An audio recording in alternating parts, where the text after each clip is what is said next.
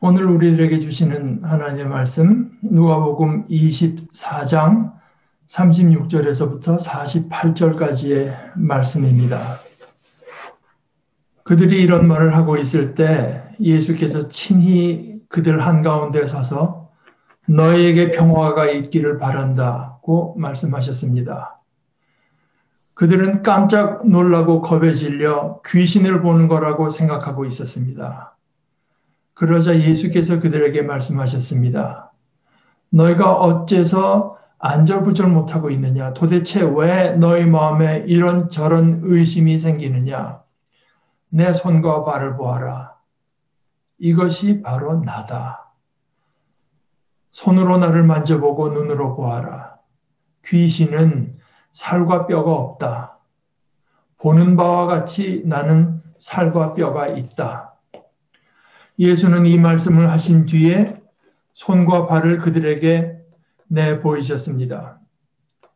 그래서 그들이 기뻐하면서도 아직 믿지 않고 이상하게 여김으로 그들에게 너희가 여기에 먹을 것을 가지고 있느냐고 말씀하셨습니다. 그러자 그들이 구운 생선 한 조각을 그에게 드렸습니다.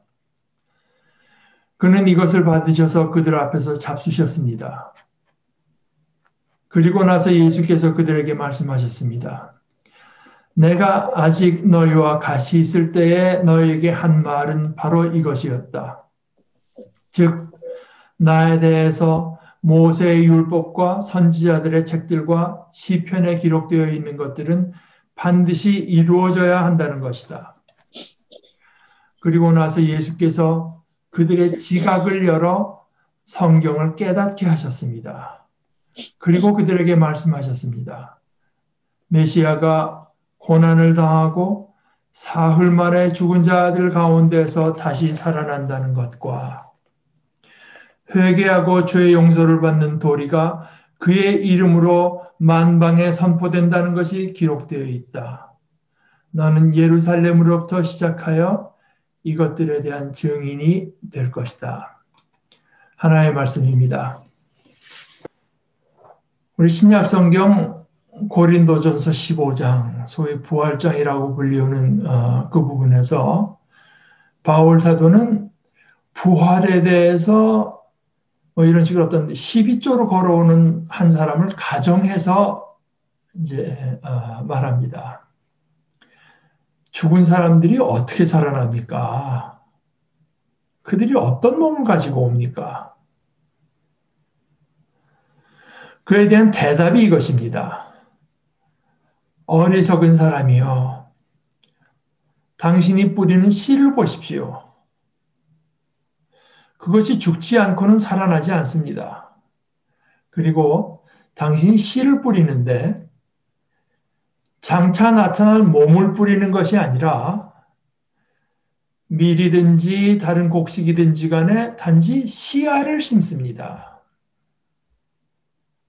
그 씨가요, 썩지 않고 죽지 않고는 살아나지 않는데 이게 살아날 때는 그 묻혔던 씨로 다시 살아나는 것이 아니라 이번에는 곡식으로 살아납니다. 거기에 어떤 일관성인 하나의 그 존재죠. 그러나 그 존재는, 그리고 그 존재는 말입니다. 그 존재가 씨였을 때가 아니라 밀이나 쌀이 됐을 때, 그때 가서 비로소 자기다움, 자신다움을 그때 가서 온전히 갖춥니다. 39절부터는 또 이렇게 말합니다. 살이라고 해서 다 같은 살이 아닙니다. 사람의 살이 있고 짐승의 살이 있으며 새들의 살이 있고 물고기들의 살이 있어서 각각 다릅니다. 그리고 하늘에 속한 몸이 있고 땅에 속한 몸도 있지만 하늘에 속한 몸들의 영광이 있고 땅에 속한 몸들의 영광이 있어서 각각 다릅니다. 곧 해는 해의 영광이 있고 달은 달의 영광이 있으며 별들은 별의 영광이 있어서 각각 다릅니다. 별과 별 사이에도 영광의 차이가 있기 때문입니다. 우리가 경험해 왔고 또 우리가 아는 육체라고 하는 것은 하나도 예외 없이 모두 다 병들고 상하고 마침내 늙고 죽어서 썩습니다. 왜 그렇게 되나요? 그렇게 되도록 만들어졌기 때문입니다. 그것이 우리가 경험해 온 육체, 우리가 아는 몸의 영광입니다. 이게 뭐 영광이라고 이름 붙이기조차 좀 주저되는 그저 그 나름의 영광입니다. 그런데 우리가 신앙 고백에서 몸의 부활을 믿습니다 하지 않습니까? 그때 부활한 몸, 부활의 몸은 어떤가? 그 몸은요, 병들지 않고, 상하지 않고, 늙지 않고, 죽지 않고, 썩지 않습니다.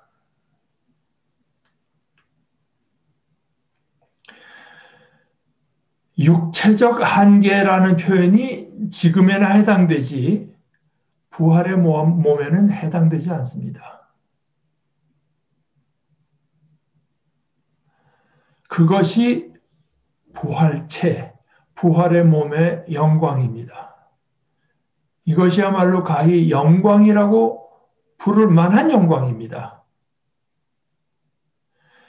이 각각 다른 이 둘은 각각의 몸이 있고 서로 다릅니다. 왜냐? 각각 그렇게 되도록 만들어지기 때문입니다.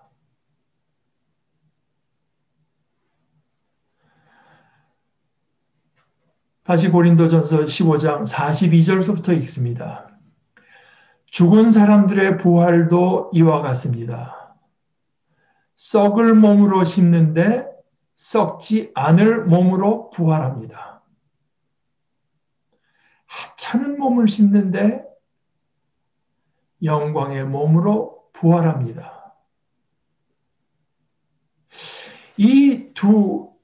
각자의 두 몸의 관계는 이렇습니다. 물질적인 몸을 심는데 신령한 몸으로 부활합니다. 이 신령한 몸이 목적인 거죠. 하나님께서는 신령한 몸을 얻기 위해서 물질적인 몸을 심으십니다. 밀을 얻기 위해서 씨를 심듯이요. 신령한 몸이라는 것은 여기 신령하다고 하면은 여기 무슨 어떤 육체성을 부인하자고 하는 말이 아닙니다. 그 뒤에 그 물질적인 몸과 대비하기 위해서 쓴 말이고요.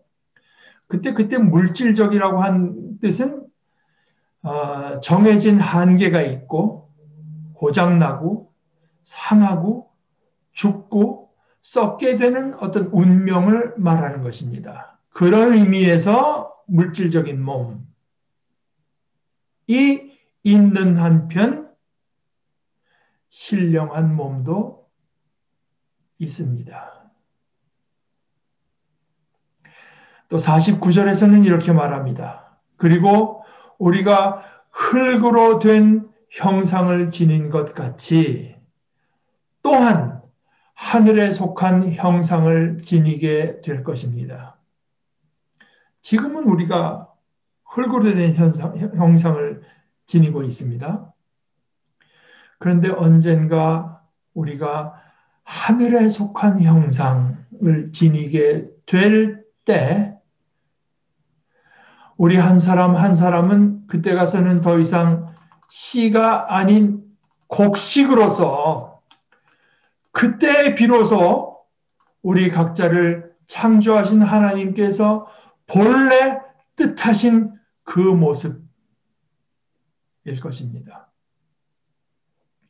그때 우리가 입게 될 것은 썩지 않음이요 죽지 않음입니다. 이 썩을 몸이 불후성을 입어야 하고 이 죽을 몸이 불멸성을 입어야 하기 때문입니다. 박창환 목사님 번역입니다. 영원하고 영광된 하나님의 왕국, 하나의 왕국이 무슨 뭐 어디 여태까지 제국처럼 몇백 년 있다가 소멸할 거 아니지 않겠습니까? 영원하고도 영광된 하나님의 왕국은 그야말로 영원하고도 영광되어서 우리가 현재 아는 대로의 육체, 우리가 지금 입고 있는 육체, 이 물질적인 몸인 채로는 그 하나님의 왕국을 기업으로 받을 수 없습니다. 살과 피는 하나님의 왕국을 기업으로 받을 수 없으며 또한 썩어질 것이 그 썩지 않을 것을 기업으로 받지 못한다는 것입니다. 언젠가 어느 순간에 눈 깜빡할 사이에 하나님께서 우리를 이 부활의 몸으로 변화시키실 것입니다.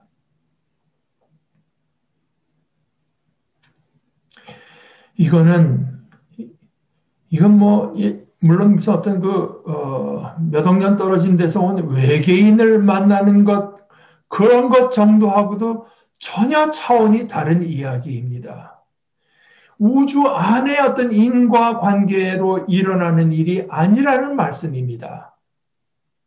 예수님께서 잠시 그런 모습으로 나타나셨을 때가 있습니다. 그때 제자들은 그 예수님의 모습을 보고 공포에 쌓여서 유령으로 생각했습니다.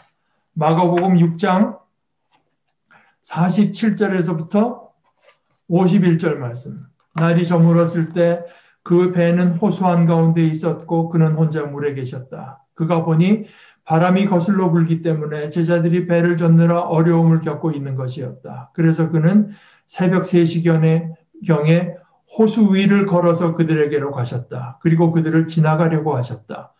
그러나 제자들은 호수 위를 걸어서 오시는 그를 보자 유령이라고 생각하여 고함을 질렀다. 그들은 하나같이 그를 보았고 혼비백산한 탓이었다. 그러자 예수께서 그들에게 말을 걸었다. 그리고 나요, 용기를 내시오, 두려워 마시오 하고 말씀하셨다. 그리고서 그들이 있는 배에 오르셨다. 그러자 바람이 멎었다. 그때 제자들은 심히 놀라서 정신을 잃을 지경이었다. 그때 주님께서 제자들에게 하신 말씀이 나요, 납니다. 였습니다. 이제 부활하시고 나서 부활하신 자신을 보고 제자들이 다시 그런데 마가복음과 여기 표현이 조금 단어가 다른데요.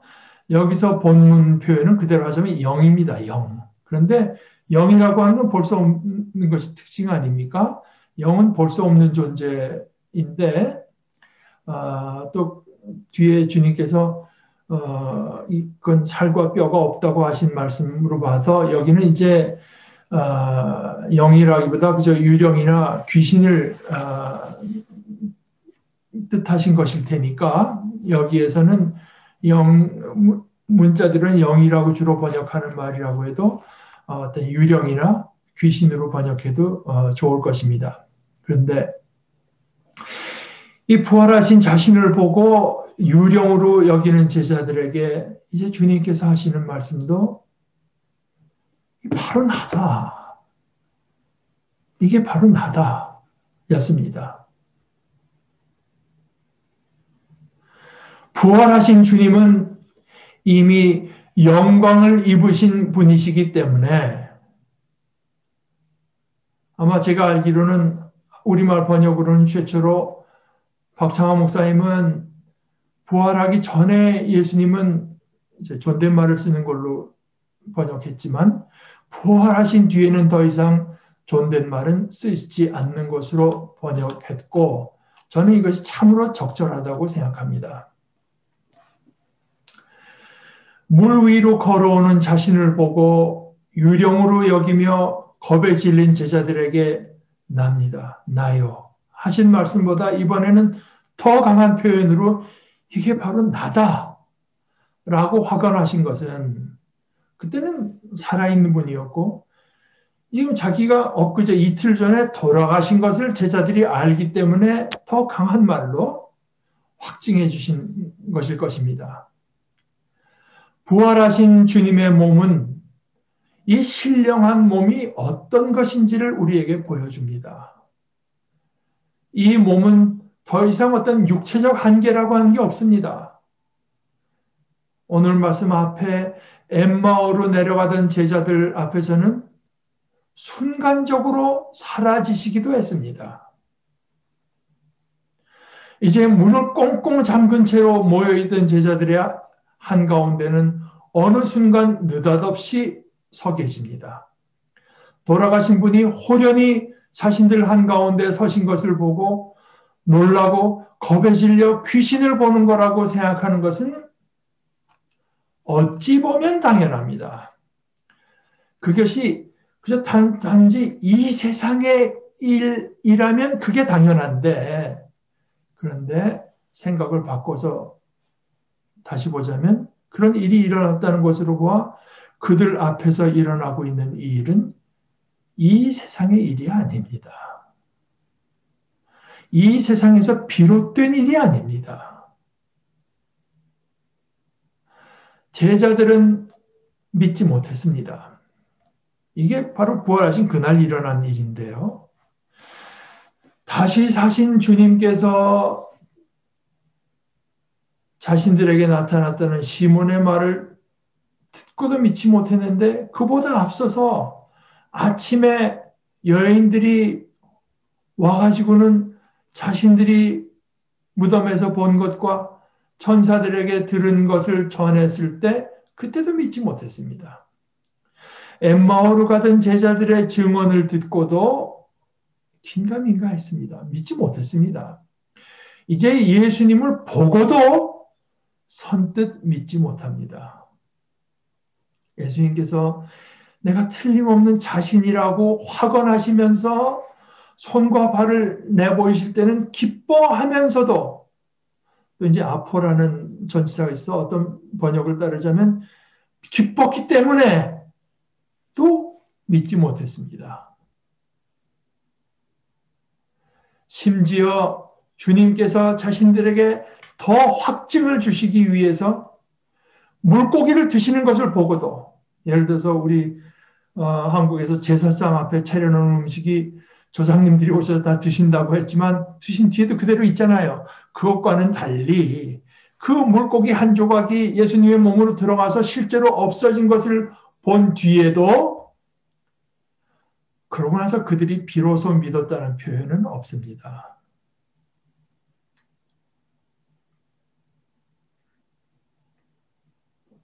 이것은 어떻게 보면은 인간의 한계라고도 볼 수 있지만, 어떻게 보면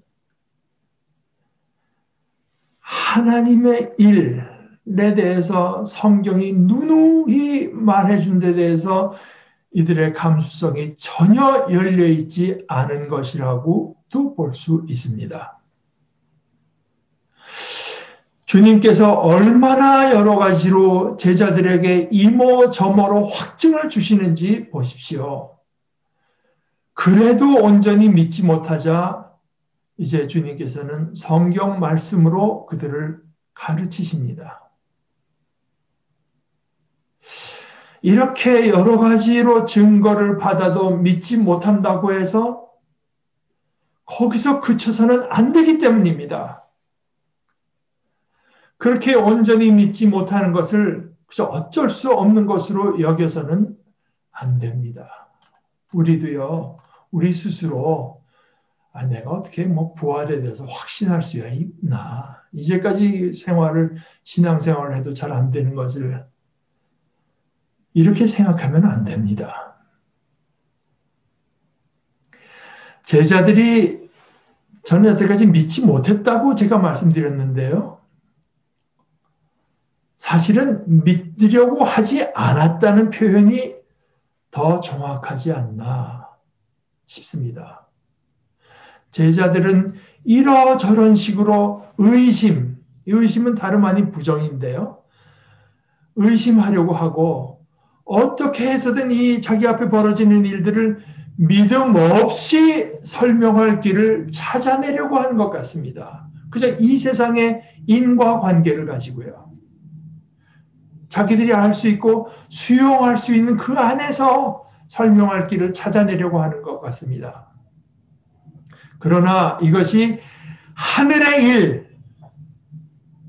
일이라고 하는 것을 인정하지 않는 이상, 그것을 받아들이지 않는 이상 다른 어떤 설명도 사실 앞에 무너질 수밖에 없습니다. 제자들이 믿지 못한 것은 무엇인가? 이것은 결국 자기들이 아는 대로의 어떤 그런 육체가 아닌 다른 육체긴 해도 틀림없이 육체로서 자신들 앞에서 말씀하고 계시는 분이 예수님이라는 것이었습니다. 이걸 돌려 말해서 그저께 저 십자가에서 달리시고 십자가에서 돌아가셔서 무덤에 장사되신 예수님께서 살아나셔서 자신들 가운데 지금 영광의 몸으로 신령한 몸으로 하늘의 몸으로 서 계신다는 팩트, 사실이었습니다. 그것을 믿지 못한 것입니다. 믿으려 하지 않은 것입니다. 주님께서는 이제 이 제자들을 믿음으로, 더 온전한 믿음으로 이끄시기 위해서 성경을 말씀하십니다. 물론 이때 성경은 주님께서 모세의 율법과 선지자들의 책과 시편이라고 유대인들이 부르는 대로 부르신 소위 우리가 가진 구약 성경입니다.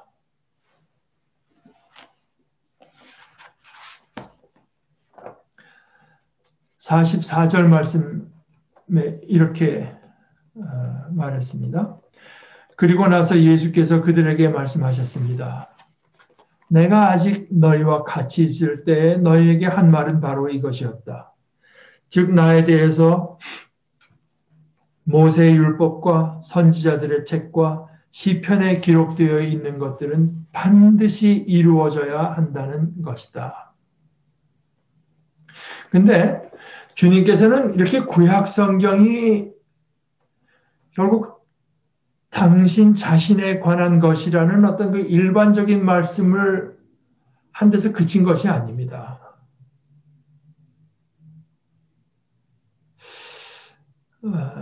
우리도 거기서 그치면 안 됩니다.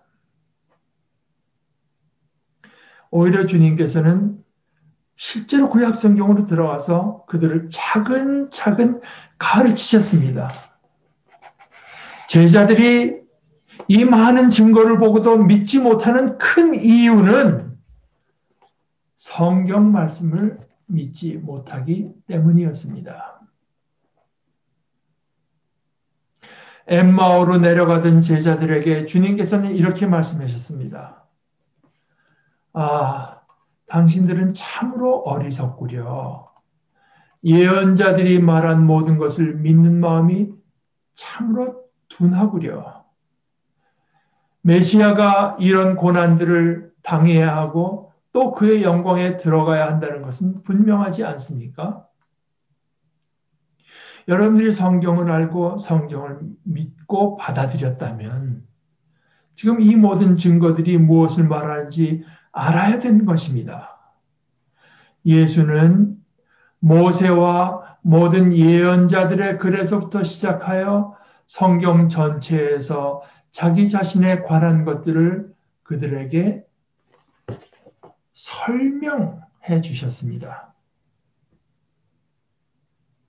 구약이 다 나에 대한 거다. 이렇게 말씀하신 것이 아니라 차근차근 구체적으로 설명해 주셨습니다. 모여있는 제자들 가운데 이제 오셔서도 주님은 그들이 성경 말씀을 이해하게 하십니다.